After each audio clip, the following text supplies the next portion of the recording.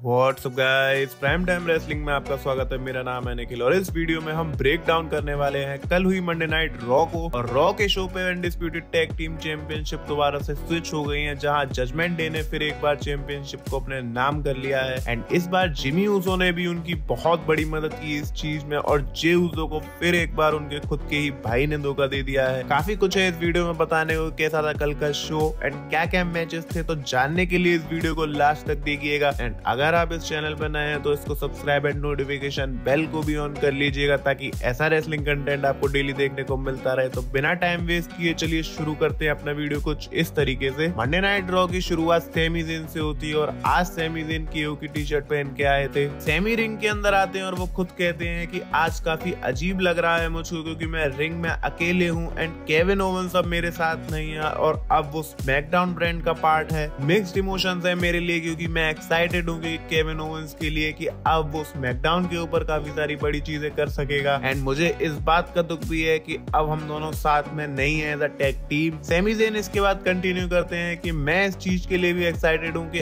अब जबकि मैं अकेला हूँ तो मुझे अपने पैरों पे खड़े होने का मौका मिलेगा एट मंडे नाइट रॉ, और मैं सबको दिखाऊंगा कि सैमी ज़ेन एक world heavyweight championship calibre superstar है। सैमी ज़ेन इसके बाद बात करते हैं उस कारण की जिसकी वजह से केविन ओवेंस अब मंडे नाइट रॉ का पार्ट नहीं है, और वो यहाँ पे जे ऊसो का नाम लेते हैं कि अगर जे ऊसो रॉ पे नहीं आता तो केविन ओवेंस को स्मैकडाउन पे नहीं जाना पड़ता। एंड इस बात से वो काफी परेशान से लगते हैं। यहाँ पे वो जजमेंट डे की भी बात करते हैं, कैसे उनको अपॉर्चुनिटीज मिल रही हैं और अब आगे क्या होने वाला है इसका आइडिया उनको बिल्कुल भी नहीं है। लास्ट ईयर की बात करते हैं सैमी ज़ेन की, कैसे मेरा जो पिछला साल रहा था वो उनके करियर का सबसे बेस्ट साल था और ऐसा सब कुछ WWE फैंस की वजह से ही वो कर पाए। इतना बोल ही पाते हैं सैमी ज़ेन के, तभी जजमेंट डे उनको इंटरप्ट करने आ जाती है। फिन बेलर आते हैं और फिन बेलर कहते हैं कि आज सीजन प्रीमियर है और मंडे नाइट रॉ की शुरुआत कोई नहीं करेगा जजमेंट डे के अलावा, और वो सैमी ज़ेन के ऊपर हंसने लग जाते हैं क्योंकि अब वो अकेले हैं। डेमियन प्रीस्ट भी बोलते हैं कि वो काफी खुश हैं कि केविन ओवेंस स्मैकडाउन पे चले गए, और उनको और ज्यादा खुशी तब होगी कि वो Sami Zayn, Cody Rhodes, Jey Uso और ड्रू मैकिंटायर को भी यहाँ से हटा सके। वो कुछ स्पेनिश में बोलने की भी कोशिश करते हैं, बट रिया रिप्ली उनको बीच में रोक देती है और कहती है कि वो ड्रू मैकिंटायर के बारे में बाद में बात करेंगे, अभी उनको आज पे फोकस रखना चाहिए। एंड फिर रिया रिप्ली बोलती है कि उन्हें सैमी ज़ेन को देख के ऐसा लग रहा है कि वो भटक गए हैं। एंड जजमेंट डे भटके हुए लोगों को अपने साथ लेके आती है, जैसा कि उन्होंने जे ऊसो के साथ करने की भी कोशिश की थी, बट सैमी ज़ेन के लिए उनके प्लान्स कुछ अलग हैं और आज वो उनसे छुटकारा पा ही लेंगे। इतना कहने के बाद जजमेंट डे की टीम आगे बढ़ती है और वो सब सैमी ज़ेन को रिंग के चारों तरफ से घेर लेते हैं, और सैमी ज़ेन को बचाने के लिए केविन ओवेंस तो है नहीं रॉ पे, बट फिर भी वो तैयार हो जाते हैं इस चीज के लिए। एंड जजमेंट डे आगे बढ़ी रही होती है उनकी तरफ के, तभी म्यूजिक बजता है मेन इवेंट जे ऊसो का, और जे ऊसो भाग के आ जाते हैं सैमी ज़ेन को बचाने के लिए, और वो अपने साथ 2 स्टील चेयर्स भी लेके आए होते हैं, और वो एक चेयर सैमी ज़ेन को पकड़ाते हैं और ये दोनों तैयार हो जाते हैं जजमेंट डे के लिए। एंड इसके बाद फिर जजमेंट डे के पास कोई ऑप्शन नहीं बचता है, इसी वजह से वो वापस चले जाते हैं। लेकिन फिर हमको देखने को मिलता है कि सैमी ज़ेन अजीब तरह से देख रहे होते हैं जे ऊसो को, और वो रिंग में अकेले छोड़ के चले जाते हैं, जबकि जे ऊसो सैमी ज़ेन को बचाने आए थे, फिर भी सैमी ज़ेन उनके साथ स्ट्रेंज बिहेवियर करके दिखाते हैं। इसके बाद बैक स्टेज सैमी ज़ेन बोलते हैं जैसे कि देख भाई, ठीक है तू मुझको आज बचाने आया था, बट तुझे वो नहीं होना चाहिए था, केविन ओवेंस को वो होना चाहिए था। एंड इसके बाद फिर वो बताते हैं कैसे केविन ओवेंस तेरी वजह से यहाँ पे नहीं है, एंड सारी प्रॉब्लम्स को वो यहाँ पे मेंशन कर रहे होते हैं, और वो एक तरीके से अपनी फ्रस्ट्रेशन निकाल रहे होते हैं जे ऊसो के ऊपर। But Jey Uso Sami Zayn से कहते हैं कोई नहीं भाई, मैं फिर भी तेरे साथ हूँ, और इतना कह के जे ऊसो वहां से जाने लगते हैं। एंड फिर इसके बाद सैमी ज़ेन को अपनी गलती का रियलाइज होता है और वो जे ऊसो के पीछे जाते हैं और उनसे कहते हैं कि उन्होंने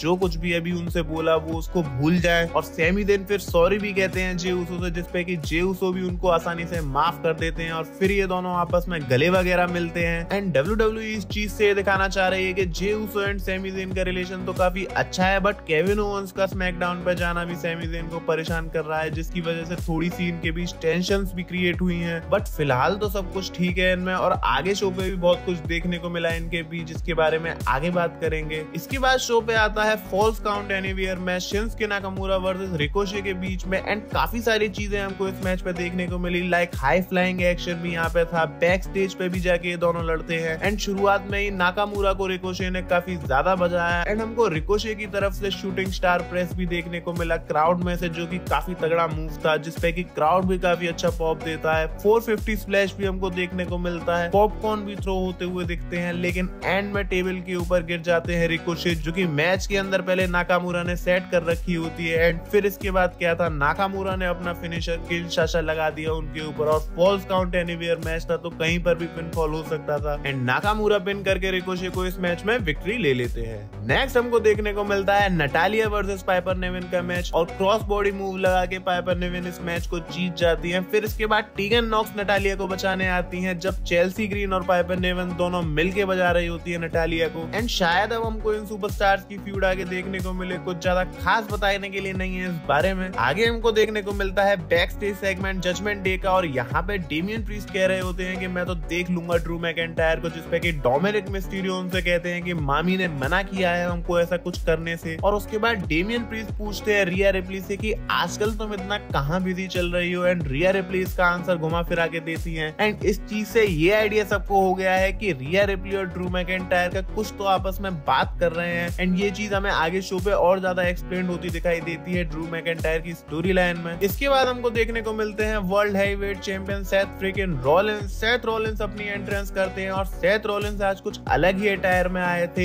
एक तो उनका चश्मा ही कुछ अलग स्टाइल का था, और नीचे वो कुछ धोती टाइप पहन के आए थे। खैर सेथ रॉलिंस तो हमारे भाई ड्रिप गॉड हैं, वो कुछ भी पहन ले सब कुछ उनके ऊपर सूट करता है। एंड इसके बाद सेथ रॉलिंस आगे बात करते हैं कैसे लास्ट वीक सीजन फिनाले पे उनको नया नंबर 1 कंटेंडर मिला ड्रू मैकिंटायर के रूप में, बट वो फिर कहते हैं कि ड्रू मैकिंटायर मेरे को काफी कंफ्यूज कर रहा है। पहले तो वो मुझसे कहता है कि वो चाहता है कि मैं 100% रहूं, फिर जब डेमियन प्रीस्ट पीछे से आके मुझ पे अटैक करता है तो वो बिना कुछ किए वहां से निकल जाता है। एंड बाद में वो डोमिनिक को भी बजा देता है, जो कि मनी इन द बैंक का ब्रीफकेस लेके आया था डेमियन प्रीस्ट के लिए, और कैश इन नहीं होने देता है। एंड उनको कुछ भी समझ नहीं आ रहा है, और उनके मन में कई सारे सवाल हैं जिसका आंसर सिर्फ ड्रू मैकिंटायर दे सकता है। एंड सेथ रॉलिंस फिर कॉल आउट करते हैं ड्रू मैकिंटायर को, एंड फिर ड्रू मैकिंटायर का थीम सॉन्ग प्ले होता है, और वो रिंग के अंदर आके बोलते हैं कि वो चाहते हैं कि सेथ रॉलिंस 100% रहे, बट ऐसे अगर वो रिंग में खड़े रहेंगे तो कोई भी आके पीछे से उन पे अटैक कर देगा, और वो यहाँ पे बेबी सिट करने नहीं बैठे हैं किसी को। सेथ रॉलिंस इस पर जवाब देते हैं मैकिंटायर को कि भाई मैं अपना बिजनेस खुद संभाल सकता हूँ, तो अपने बिजनेस के ऊपर ध्यान दे। और वो लास्ट वीक हुई चीजों को पॉइंट आउट करते हैं। यहाँ पे वो पूरी वीडियो ही चला देते हैं जहाँ ड्रू मैकिंटायर और रिया रिप्ली आपस में बात कर रहे होते हैं, और सेथ पूछते हैं उनसे कि भाई तू चाहता क्या है, तू मुझको इस चीज को एलेबोरेट कर। ड्रू मैकिंटायर इस पे बोलते हैं कि पहली बात तो ये कि रिया रिप्ली खुद मेरे पास आई थी, ना कि मैं उसके पास गया था,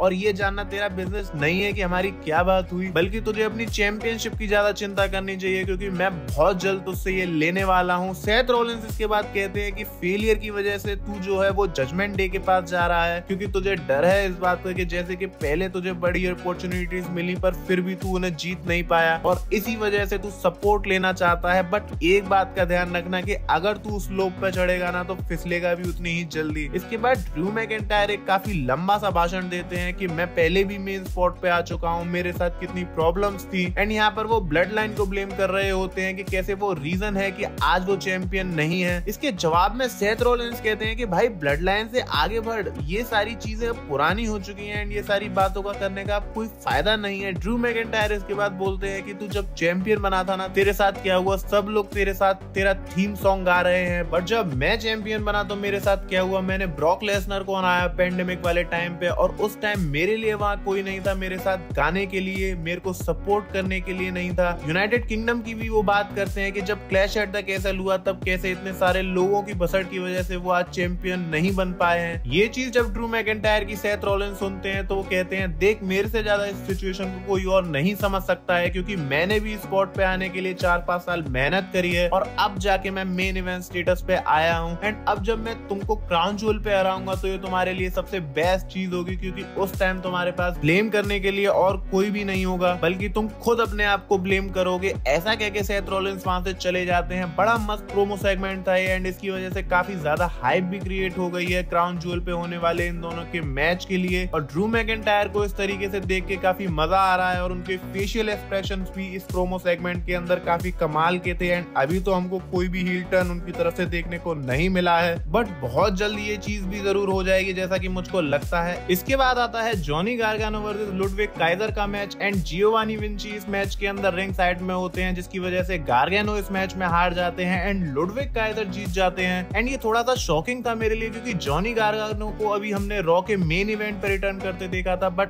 अब वो लुडविग काइजर के आगे हार गए हैं, तो उनकी तो एकदम लुटिया सी डूब गई है। खैर आगे WWE का प्लान है कि वो चांपा और गार्गानो की फ्यूड इंपीरियम के साथ कंटिन्यू करेगी, तो शायद जब उनके लिए कुछ अच्छा हो। बैक स्टेज से हमको सैमी ज़ेन और ड्रू मैकिंटायर का सेगमेंट देखने को मिलता है। सबसे पहले ड्रू मैकिंटायर कहते हैं कि मैं काफी खुश हूँ सब चीजों को देख के, लेकिन तूने ये क्या किया, तू तो अचानक से पलट गया, जे उसू के सारे गलत कामों को तूने माफ कर दिया, इतनी जल्दी कोई कैसे बदल सकता है। एंड ड्रू मैकिंटायर इस बात से बिल्कुल भी खुश नहीं है। सेथ रॉलिंस के बारे में बोलते हैं कि वो सही बोल रहे हैं कि रिलेट नहीं किया जा सकता है कुछ बातों से, और रिलेट करने से उनका मतलब ये है कि वर्ल्ड चैंपियन बनना, और तू कभी वर्ल्ड चैंपियन नहीं बना, ऐसा ड्रू मैकिंटायर बोलते हैं सैमी ज़ेन को। एंड ये बात सैमी ज़ेन को चुप जाती है, एंड वो कहते हैं ड्रू मैकिंटायर से कि अगर तुझे डाउट है कि मेरा दिमाग कहाँ चल रहा है तो तू नेक्स्ट वीक रिंग में आके ये देख सकता है। एंड इस तरीके से नेक्स्ट वीक के लिए इन दोनों का मैच भी सेटअप हो जाता है। आगे शो पे मैच आता है रिया रिप्ली और शेना बेजलर का, और मैच शुरू होने से पहले रिया रिप्ली थोड़ा सा प्रोमो कट करती है, इसके बाद शेना बेजलर भी अपनी एंट्रेंस करती है। एंड ये मैच मुझको काफी दिनों के बाद रॉ के ऊपर एक अच्छा मैच लगा, क्योंकि ये दोनों ही सुपरस्टार्स काफी तगड़ी इन रिंग परफॉर्मर हैं। एंड हमको इस मैच के अंदर सबमिशन मूव देखने को मिलता है, पावर वॉन भी लगाती है रिया रिप्ली। एंड फिर इसके बाद नया जैक्स, रकेल रोड्रिगेज एंड जोई स्टार्क वहां पे आ जाती हैं और एकदम भसड़ सी मच जाती हैं, जिसपे कि लास्ट में जोई स्टार्क को स्टैंड टॉल करने का मौका मिलता है। और बैक स्टेज से फिर हमको ये पता चलता है कि फेटल 5-वे मैच क्राउन ज्वेल के लिए WWE ने वो ऑफिशियल कर दिया है, और ये होगा नया जैक्स, शेना बेजलर, जोई स्टार्क, रकेल रोड्रिगेज, और उनके सामने रिया रिप्ली अपनी चैंपियनशिप को डिफेंड करेंगी। और ये सबसे बड़ा चैलेंज आ गया है रिया रिप्ली के टाइटल रिंग के अंदर, क्योंकि जिस तरीके से इस टाइम रिया रिप्ली वर्क कर रही हैं, तो उनको हराना इतना आसान नहीं हो रहा है, और ये WWE का एक अच्छा आइडिया लगा मुझे रिया रिप्ली के लिए। इसके बाद शो पे आता है इंटरकॉन्टिनेंटल चैंपियनशिप का match Bronson read versus Gunther के बीच, और जैसा कि मैंने आपको बताया भी था कि ये मैच काफी तगड़ा मैच होगा शो के ऊपर, और ये मैच मेरी एक्सपेक्टेशन पे भी बिल्कुल खरा उतरा। एंड मैच की शुरुआत में ही हमको दोनों सुपरस्टार्स के हार्ड हिटिंग मूव देखने को मिल गए थे, जैसे कि गुंथर बार बार चोप मार रहे हैं, क्लोज लाइन हमको देखने को मिलती है, ब्रॉन्सन रीड भी कई बार उठा पटक कर रहे थे गुंथर के साथ, जो कि कोई आसान चीज नहीं है, क्योंकि गुंथर को उठाना इतना आसान नहीं है। गुंथर भी पावर बॉम्ब मारने की कोशिश करते हैं ब्रॉन्सन रीड पे, बट वो उसको काउंटर कर देते हैं। मतलब काफी तगड़े मूव्स हमको इस मैच में देखने को मिल जाते हैं। एक वो सुप्लेक्स भी लगाते हैं ब्रॉन्सन रीड गुंथर को टॉप रोप से, एंड ब्रॉन्सन रीड की चेस्ट को देख के ऐसा लग रहा होता है कि वहां ब्लड क्लॉटिंग वगैरह हो गई है, कई सारे रेड स्पॉट्स हमें उस पे देखने को मिल जाते हैं। मतलब देख के पता चल रहा था कितनी ब्रूटैलिटी थी इस मैच में। एंड मैच का जब एंड आता है तो गुंथर स्प्लैश मार देते हैं रीड पे, जिसपे कि किक आउट हो जाता है, लेकिन गुंथर ने फिर पावर बॉम्ब मारा। मतलब गुंथर ने ऐसे उठा के ब्रॉन्सन रीड को मैट पे पावर बॉम्ब मारा है, तो आप सोच सकते हो कि कितनी स्ट्रेंथ होगी गुंथर के अंदर। और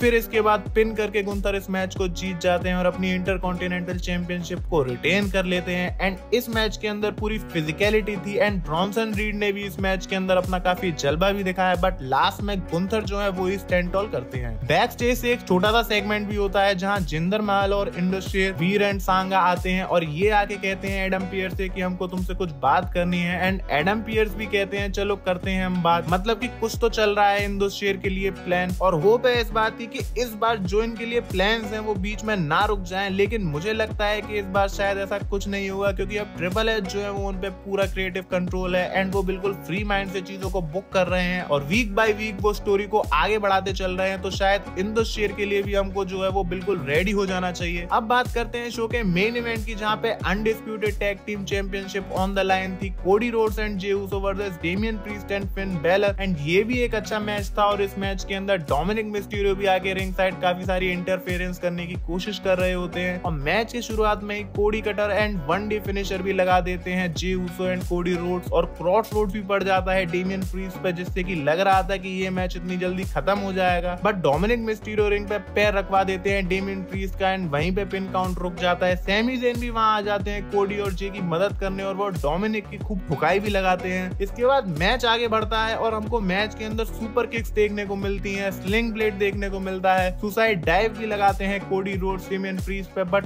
वो उसको बीच में ही रोक देते हैं एंड उनको एप्रन पे पटक देते हैं। कोडी रोड्स को लो ब्लो भी पड़ जाता है डेमियन प्रीस्ट की तरफ से, और वो अनाउंस टेबल के ऊपर रेजर एज भी लगा देते हैं कोडी रोड्स को। जे उसो भी स्पीयर लगाते हैं, पहले फिन बैलर को और उसके ठीक बाद डेमियन प्रीस्ट को। ऐसा लग रहा था कि शायद जे उसो आज फिर एक बार कमाल कर जाएंगे, और फिर वो आगे स्प्लैश मारने के लिए बढ़ते हैं, लेकिन तभी हमको एक सरप्राइजिंग चीज देखने को मिलती है कि जिमी जेमी ऊसो वहां पे आ जाते हैं और वो सुपर किक मार देते हैं जी ऊसो पे, जिस टाइम रेफरी देख नहीं रहा होता है। एंड फिर क्या था, इसका फायदा उठा के फिन बैलर कूप डे ग्रेस मार देते हैं जी ऊसो पे और वो पिन कर देते हैं जी ऊसो को, जिसकी वजह से फिन बैलर और डेमियन प्रीस्ट बन चुके हैं 2 time undisputed tag team champions. और कोडी रोड्स एंड जी ऊसो का जो टाइटल रिंग था वो सिर्फ 9 दिन के अंदर ही खत्म हो चुका है। एंड जजमेंट डे की टीम में एक बार फिर से सबके पास चैंपियनशिप आ चुकी है। इसके बाद वो सेलिब्रेट करते हैं और यहीं पे मंडे नाइट रॉ जो है वो ऑफ एयर चली जाती है। काफी अच्छा शो था ये और मेन इवेंट पे जो WWE ने आज सबको शॉक करके रख दिया। उसके बाद कई सारी नई स्टोरीज आगे हमको जुड़ती देखने को मिलेंगी। एंड अब सवाल ये है कि Jey Uso and Cody Rhodes की आगे क्या डायरेक्शन रहेगी। काफी कुछ है जानने को, जिसके लिए आपको कुछ नहीं करना है, बस चैनल से जुड़े रहना है। एंड यहीं पे दोस्तों हमारा जो ये वीडियो है वो खत्म हो जाता है। अगर आपको हमारा ये वीडियो अच्छा लगा हो तो इस पर लाइक जरूर कीजिएगा। एंड अगर इस चैनल पे आप नए हैं तो इसको सब्सक्राइब एंड नोटिफिकेशन बेल को भी ऑन कर लीजिए, ताकि ऐसा रेसलिंग कंटेंट आपको डेली देखने को मिलता रहे। तो मिलते हैं अपने नेक्स्ट वीडियो में दोस्तों। Till then tune in to prime time wrestling.